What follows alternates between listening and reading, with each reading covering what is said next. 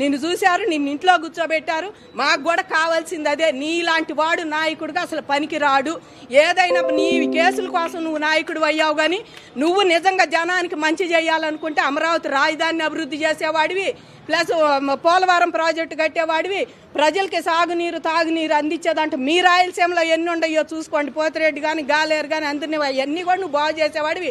ఉత్తరాంధ్ర అంటున్నాడు కదా, ఇవాళ ఉత్తరాంధ్రలో సుజల్ శ్రావంత్ రెడీగా ఉంది మీకు ప్రాజెక్ట్ చేయడానికి, వాటర్కి. అది ఏమన్నా చూస్తున్నారు రైతులకి?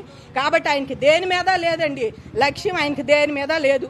ఈ చంద్రబాబు చేసుకునేది ఆగం చెయ్యాలి, ఏదైనా చంద్రబాబుని జైల్లో పెట్టాలి, చంద్రబాబుని ఏం చెయ్యాలని ఒక 5-6 ఆడాలను వదలటం, మీడియాల ముందుకి తిట్టండి అంటాం, మా రైతులను తిట్టమంటాం. మీకు వాయువు వచ్చిందా? మమ్మల్ని తిట్టం ఎందుకు? భూములు మేము కావాలని ఇచ్చాము. మీరు కావాలని ఇస్తే మీరు ఇవాళ రైతులను కూడా రోడ్డు మీద తీసుకొచ్చి తిట్టండి అని మీ మంత్రులు చేత తిట్టేస్తున్నావు. గాజులు వేసుకుంటున్నారు, నగలు వేసుకుంటున్నారు, చీరలు కట్టుకుంటున్నారు అని చెప్పి తిట్టించి వాళ్ళు పెయిడ్ ఆర్టిస్టులు, ఇంకో ఆర్టిస్టులు, మీ పాడి ఆర్టిస్టులు, మీరు ఆర్టిస్టులు రా బాబు. మీ నాయకుడి దగ్గర పొందటానికి మీ లంచం అనమాట. మీ నాయకుడు ఏమిస్తాడా?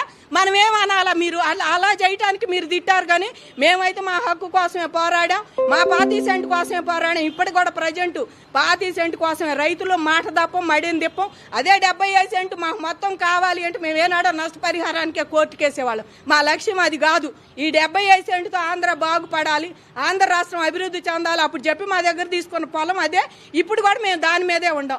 75 సెంట్తో ఇంకా 9,000 ఎకరాలు ఉంది, 8,000 చిల్లర ఉంది ఎకరాలు ఇక్కడ. ఆ పొలంతో ఇవాళ మన పక్క రాష్ట్రంలో 100 కోట్లు అంటే అమ్మో అనుకుంటున్నాం మనం. అలాంటి పొలం ఇంకా ఇక్కడ 8,000 ఉంది ఇంకా ఎకరాలు.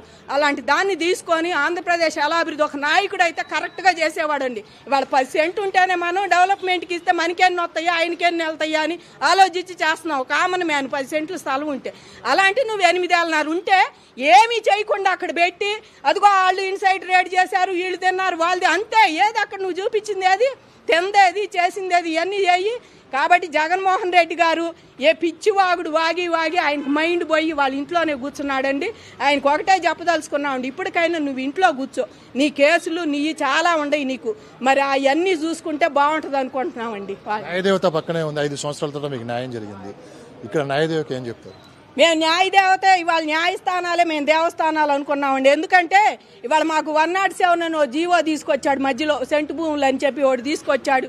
అదే 107 మేము ఇక్కడ అందరికి భూములు ఇస్తానని చెప్పేసి, మరి R5 జోన్ దాంట్లో ఇస్తానని ఓ జోన్ అని పెట్టాడు.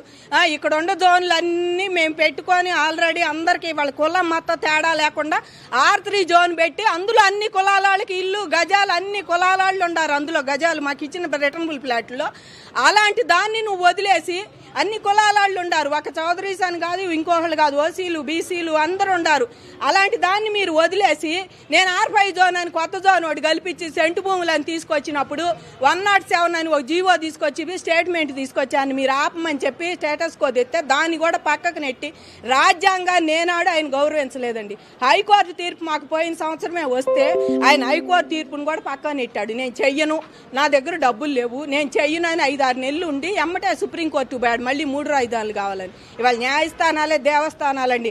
మా నైతిక హక్కు CRDA చట్టమైనా కూడా నైతిక బలం అదైనా ఇవాళ మాకు న్యాయం చేసింది చట్టాలేనండి.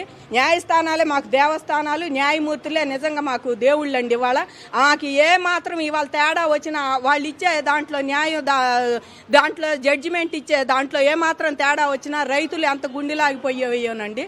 ఇవాళ మాకు ఖచ్చితంగా మంచి న్యాయస్థానం నుంచి మంచి స్టేట్మెంట్ వచ్చింది, జడ్జిమెంట్ వచ్చింది. ఇవాళ సుప్రీంకోర్టులో కూడా ఇప్పుడు వేశాడు, జగన్మోహన్ రెడ్డి ఉన్నప్పుడే ఉంది, అది కూడా ఆర్గ్యుమెంట్ జరుగుతూనే ఉండయి.